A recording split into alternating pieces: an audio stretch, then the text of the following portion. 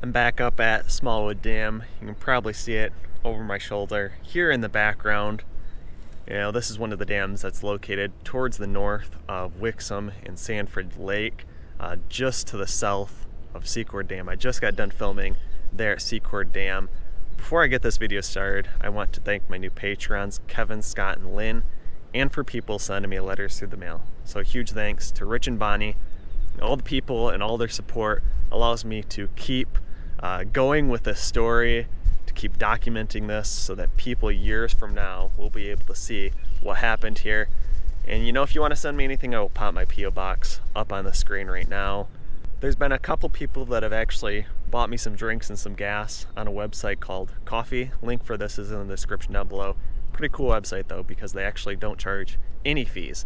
Let me get this camera turned around now though, and we'll look at Secord Dam back here. Get this microphone flipped around as well. Couple of quick updates before we head on over to the other side of the earthen embankment, check out this dam a little bit closer.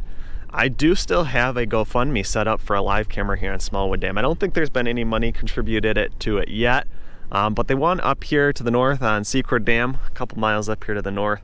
We have $680 more left to raise for that one, and then I will be setting a live camera up there on Secord Dam. Also, we're almost to 33,000 subscribers yet, so if you haven't, hit that subscribe button, make sure you hit the like button as well, and leave any questions and comments you have down below. Pretty cool. When I was just walking up here to film, there was about 7 turtles sitting right here on this log. I think by the time I started the camera rolling, there was maybe only 4 left, and they jumped in pretty quick. Look at all these turtles on this stump right here. 3 of them have already jumped in, but I think there must have been 7. All plopping in. Looks like there's 1 left. There he goes. Lots of wildlife out here. There was also a couple wood ducks sitting right up in this little channel area. Tons of wildlife, as always. Jumping into the drone video now, we're flying towards the west at probably about 100 feet in altitude. Going to be going right behind the Smallwood Dam. Now flying over what is left of Smallwood Lake, that is now considered mostly the Tittabawassee River. You can see it over here on the right hand side, the substation that still remains, those old timber mats that may be fused in the future for an excavator pad, and it looks like they still have the buoys remaining in place for Smallwood Dam so that no kayakers or canoers or potential boaters end up going over the top spillways of this dam. Powerhouse is located over here on the right hand side. I am in talks right now with possibly receiving some funding for the live camera at Smallwood Dam, so it's a possibility we might be able to get this camera mounted on the powerhouse as well. However, if you stay tuned till the end, you will hear some discussion as to some of the future plans that might be being put in place for the powerhouse. You might be able to see some of those guys back there in front of the dam doing some fishing. We'll see them very soon as well, but right now I'm taking the drone all the way up to 400 feet in altitude, seeing what things look like from this height. Over on the left upper side, looks like this area was recently logged off. This is an area up to the north of Smallwood Dam. There's always usually people interested as to like how's the houses in the river channel to the north, as well as all these little canals. So took a little flight up here to show you guys that. I will also be posting the engineering diagrams and details covering a little bit more of the information as to what's going to be happening here at the Smallwood Dam at the end of this video, so make sure you stay tuned till the end. Also, there's been a lot of people commenting on my videos on Facebook, not so much on YouTube, and not so much like here on Smallwood Dam, but a lot up there at Secord Dam, people commenting saying, well, why are these dams not being worked on? Why is all the work being done on the dams to the south? Sanford, Edenville, and the Tobacco River Dam. And the reason is simple. The work ongoing up here, the interim stabilization, is complete on Secord and Smallwood Dam. The interim stabilization is not complete down there on Sanford Dam. Edenville and the Tobacco River Dam just finished interim stabilization, so that work is now complete. And what I'm referring to as interim stabilization is just erosion control. stabilizing the river path. That work down that Sanford Dam means redirecting the water flow from going through the breach area right now to over Sanford Dam.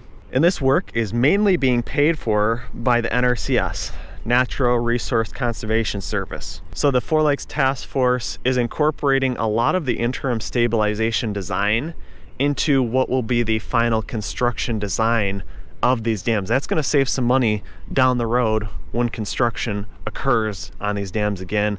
Construction completes, then these dams will be allowed to be raised. In the case of crest gates with the Tainter gates, they used to close them to raise the lake level, and the lake's allowed to refill once again. So make no doubt about it, Secord and Smallwood Dam will be the first complete. Secord and Smallwood Lake will be the first lakes to refill, and this will be happening in 2024. Sanford Dam will not be refilled until 2025, and Wixom Lake will not be refilled until 2026. So there's 2 dams to repair on Wixom Lake, so that's probably why that is taking a little bit longer. But yeah, I just wanted to kind of point that out. I'll get off my soapbox now, but I just want people to remain educated as to what's going on here and why, and stay tuned till the end of the video for some updates on the construction plans as to what's going to be happening over the next couple years here. Jumping back to the drone video now, the drone is still up at 400 feet in altitude. We will be dropping fairly quickly here though. I'm just going to go right over the top of the dam and get a top-down view. This area over here on the left side of where the steel sheet pile ends is the future site of the emergency auxiliary spillway, and that's actually some discussion you will see at the end of this video.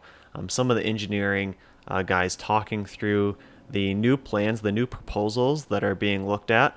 They will be doing concrete spillway up where the earthen embankment is, but possibly once they reduce the velocity of the water going over the top of that emergency spillway, they might actually go to using some large riprap, even larger than MDOT heavy. I think the larger one was like D50 or something. So they might be looking at using some of that larger riprap rock and then transitioning back to concrete. Gimbal on the drone, having a little bit of an issue here. There was some pretty high winds when I was out there flying, and if the attitude gets a little bit too large on the drone, we start seeing a little bit of that shaking motion as you just saw there.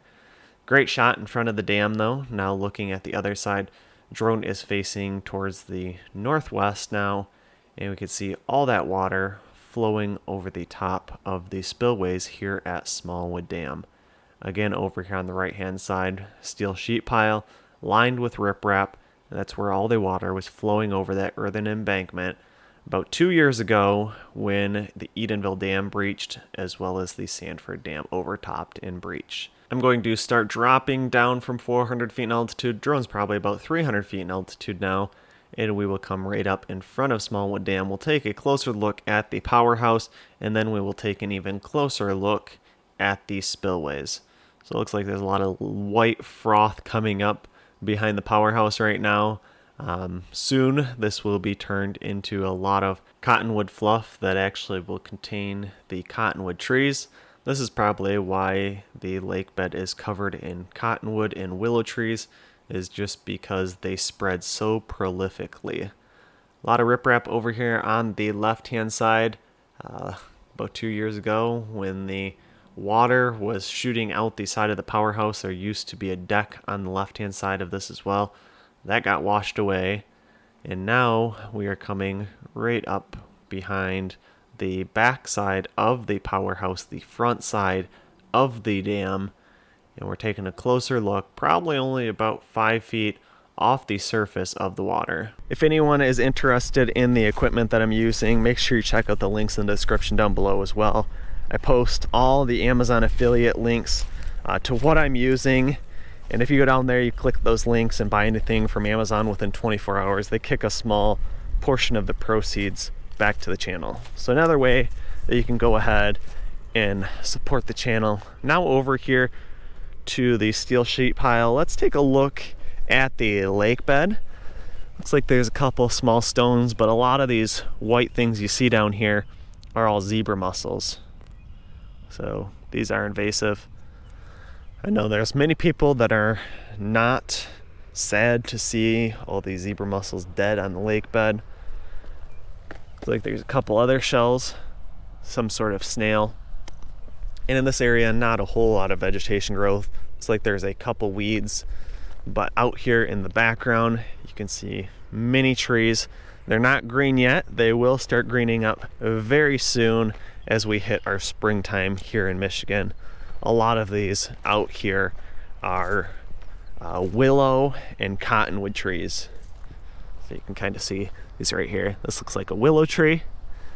And if people want to know what the weather conditions are like out here today, you know, I do have my white frame sunglasses on once again. It's about 60 degrees out right now, and it's supposed to get up to about 80 degrees today. So it's definitely going to be a pretty nice day. That's why I got out here and started filming.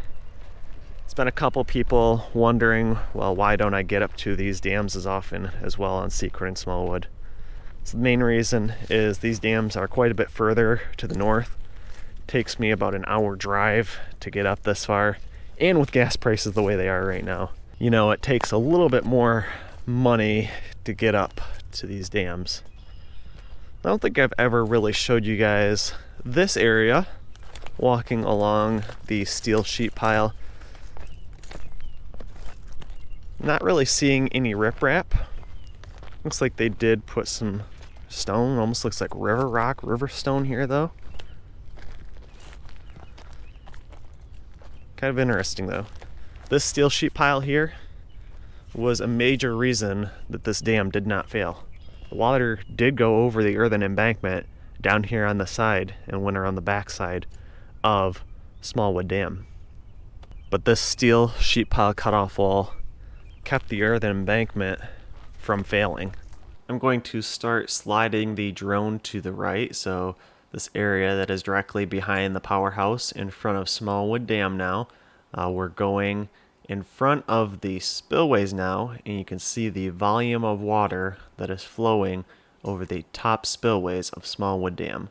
Have to be very careful with the drone in this area because the sensors in the bottom of the drone usually do not pick up the elevation, the top of the water that well. It's probably just because it's so reflective.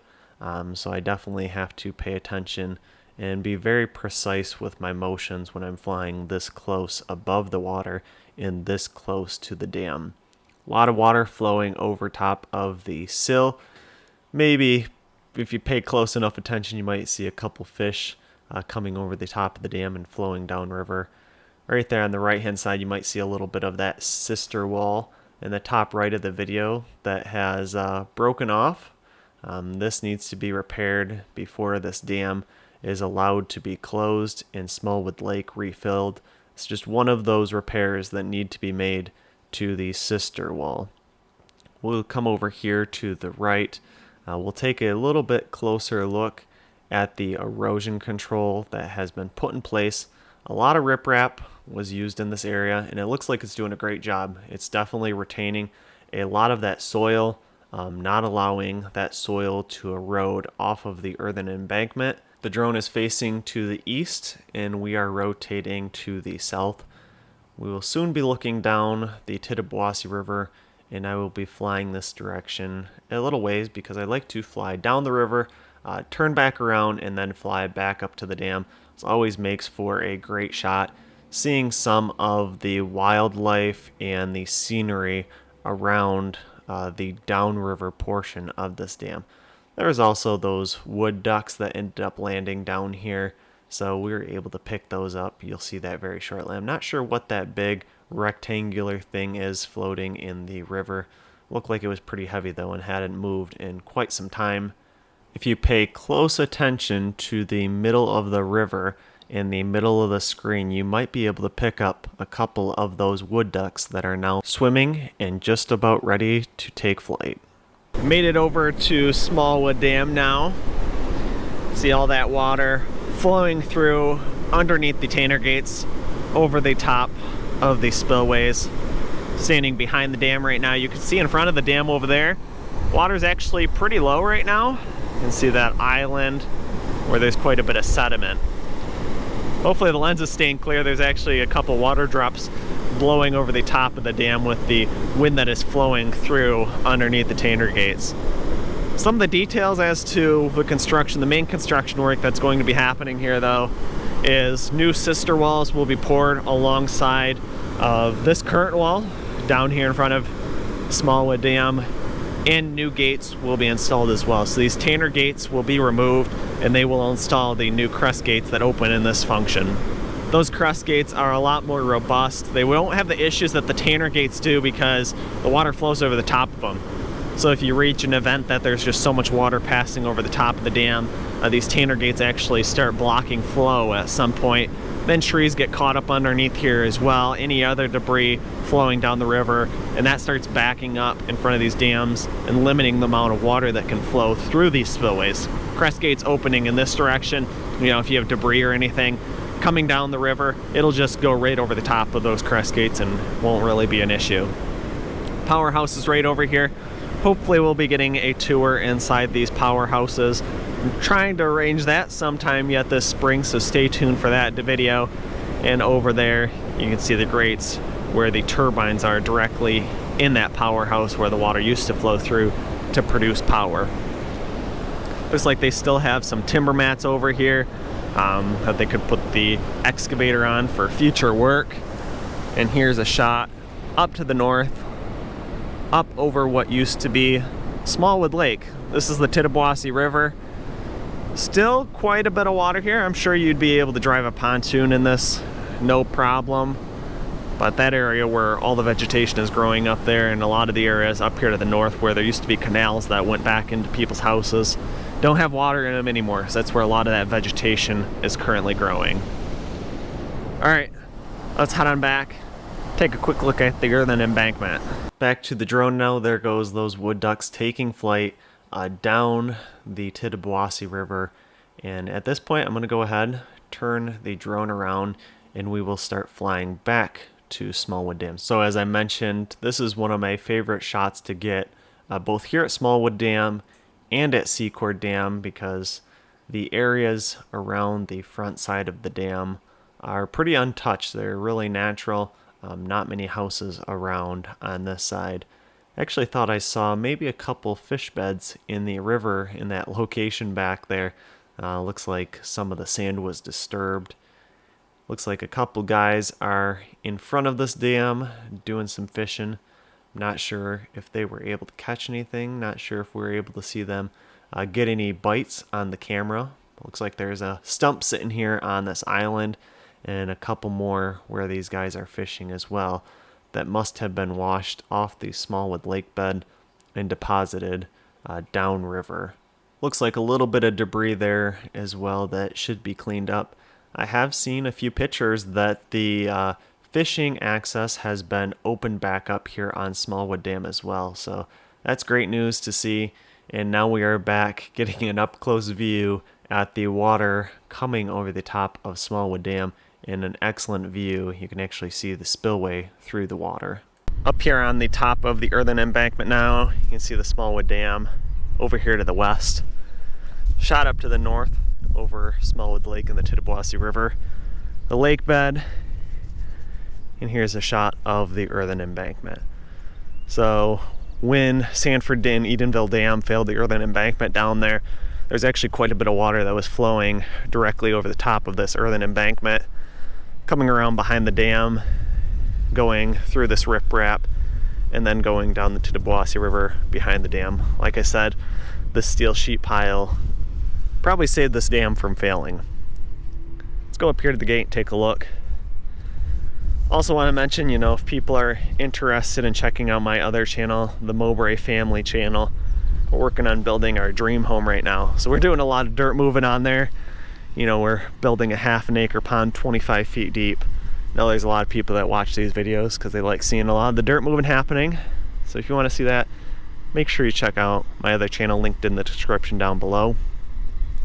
Here again, another great shot of Smallwood Dam. You can see a lot of that riprap down here in place to stop erosion from happening. And the earthen embankment behind the steel sheet pile cutoff wall. Water flow is relatively low right now. There goes a couple wood ducks flying down the river, if you're able to pick those out on the GoPro screen. But yeah, the water level's pretty low right now. We did have quite a bit of rain the last couple of weeks. That's been keeping the river plenty high to the south of here. But right now, this water level is pretty normal. Over here on the earthen embankment, some more future plans is this is going to be an area of a emergency auxiliary spillway. So that's supposed to be right in this area, curl around behind the dam, kind of almost right where this riprap is, and then go back there. So if this dam is not able to pass the flow coming from upriver, it can go down the emergency spillway without any erosion happening. Take a look at this earthen embankment. This is a very steep grade on it. I'm surprised there hasn't been more erosion happening. I'm sure it's mainly because it's covered in grass and vegetation already to stop a lot of that erosion from happening. But this is very steep. All right, we're gonna go back, throw the drone back up in the air, and get some more of that aerial drone video. Last couple of drone shots before we jump into the engineering diagrams and details and new proposals that I said I would include at the end of this video. But again, I love the shot looking through the water at the Smallwood Dam spillway, and now we're able to see the Tanner gates located here on the Smallwood Dam as well. Looks like they have a couple cameras mounted on this dam to monitor the water level and the conditions here. I'm going to start pulling back away and gaining some altitude with the drone, and then we will be going over and checking out the lake bed. I zoomed back over and checked out the stump where all those turtles were sitting and seen if any of them got back up on the tree stump to sun themselves any longer. The drone is about 20 to 30 feet in altitude in this shot and facing towards the north. And now in this shot, we're probably back at about 300 feet in altitude and facing towards the north, rotating towards the east slightly, and you can see some of that lake bed on the other side of the earthen embankment. I know there's been some discussion as to relocating some of these utilities, some of these power lines that are feeding into this dam as well. So some of that discussion you will hear at the end of this video as well. Now probably only about 100 feet in altitude. I'm going to come right over the top of these power lines, and we will take a little bit closer look at the lake bed as well as the stump, as I already mentioned. You can see that stump coming into view right now in the middle of the screen. And pay close attention because there actually is a few turtles sitting on there, but they do jump into the water relatively fast. This is probably for their survival because one of their main predators is probably predatory birds from the air. Looks like that one had a little bit of a red belly, orangish belly, so I'm guessing that these are painted turtles, but you guys can let me know what you think in the comments down below. Last shot, looking up to the north, up the Tittabawassee River on Smallwood Lake. All right, so for Secord, I mentioned earlier the overall footprint of Smallwood's auxiliary spillway actually goes down. We've looked at a few ways to optimize the spillway. The first is adding a contraction once we get around the curve and we head down towards the drop structure. The second is replacing a portion of this from concrete to rock. So to achieve that, added a very flat slope for a good portion of the spillway, while also adding a formal stilling basin immediately downstream of the initial drop. So if you go to the next slide there, Kelsey, kind of see it here in CFD that we have our spillway in the same elevation, adding concrete steps, baffle blocks, and an end sill to knock down a significant portion of the energy immediately downstream. And then if you go to the next slide, kind of see that, once we get past the stilling basin, swapping out for some pretty large rock before we get to our concrete drop structure that gets submerged during any major flood event. So kind of working through these hydraulics, we've been analyzing this in 1D and CFD, and feels like we're locking in pretty closely to what what we're going to propose as part of 90%. And then if you look on the next slide, that, we're right now working through appropriately sizing that rock. This is going to be a specialty rock. It's going to be greater or larger size than a typical MDOT heavy. For those on the call that remember, we did add some pretty large rock downstream of the sediment control structure at the Edenville Phase 2 stabilization.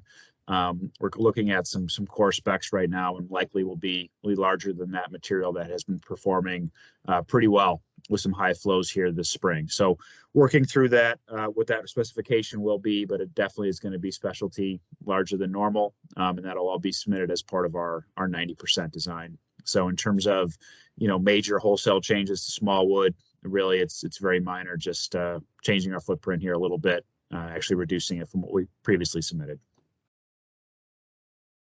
Thank you. Brian? Okay, thanks, Kelsey. Yep, as far as the general site civil review for Smallwood, the alternative one changes with the spillway don't really impact the general civil too much. We're basically, most of our effort is going towards advancing the designs.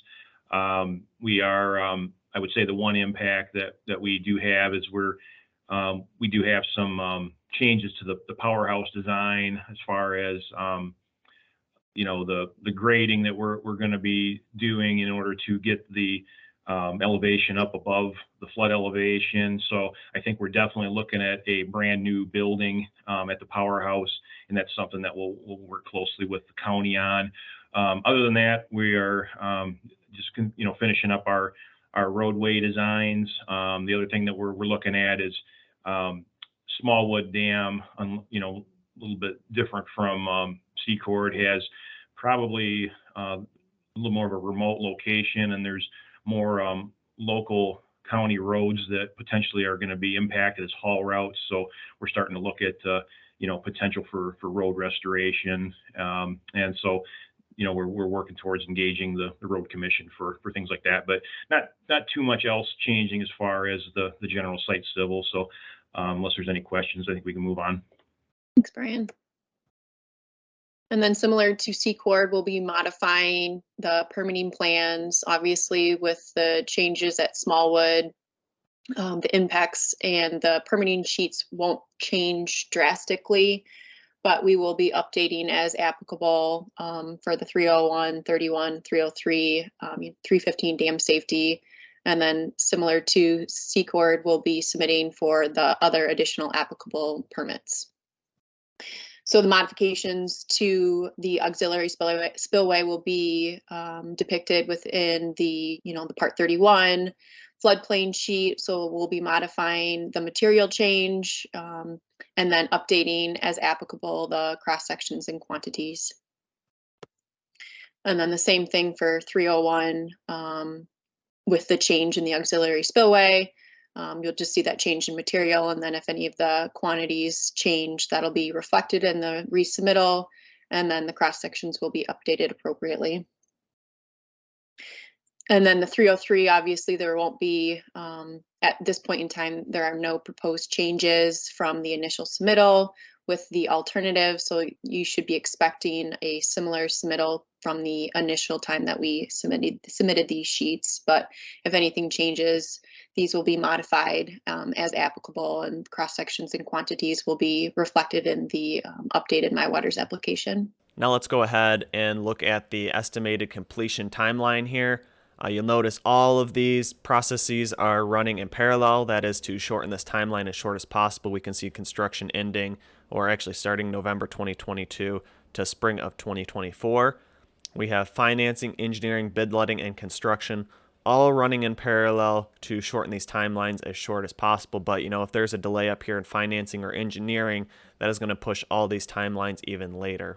Here's kind of just a general overview of where things are going to be placed. The new concrete auxiliary spillway is going to go in this area. This is the roadway back to the dam, and then a riprap lined conveyance channel is going to head back this way to Tittabawassee River, exiting the back of Smallwood Dam over in this area. They're also going to raise the embankment, this driveway over here on the left-hand side. Here's looking at the backside of Smallwood Dam. A lot of embankment repair here in red. We can see all the erosion that was occurring. This has actually already been completed, as we've seen previously in my video. You can see all the debris that is piled up here in front of Smallwood Dam. That is going to be especially helpful when they install these crest gates. So you can see these Tainer gates are blocking debris from entering the spillways and passing downriver. If we had crest gates in here, that would just flow over the top of the gates. Also, these gates actually reach a maximum height, whereas the crest gates, shown here on this slide, if that water gets too high, it's just going to continue flowing over top of that gate and not block the water like these Tainer gates. These Tainer gates are actually just raised upwards by chains.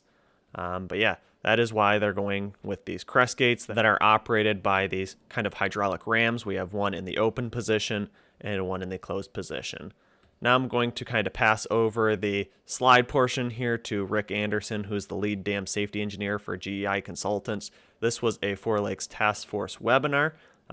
So let me know if you guys actually enjoy listening to Rick and talking over the engineering aspects of this dam, or if you prefer me to do voiceover. Their video is a little bit more clear than pulling the photographs from their website and doing voiceovers on them. So he does go into a little bit more detail than me. I'm a chemist, not an engineer by trade, so you'll definitely get a little more details by him.